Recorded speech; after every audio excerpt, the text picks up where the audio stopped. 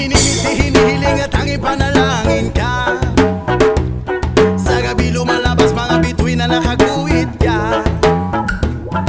Ilang linggo na rin ako nakanganga at ulala.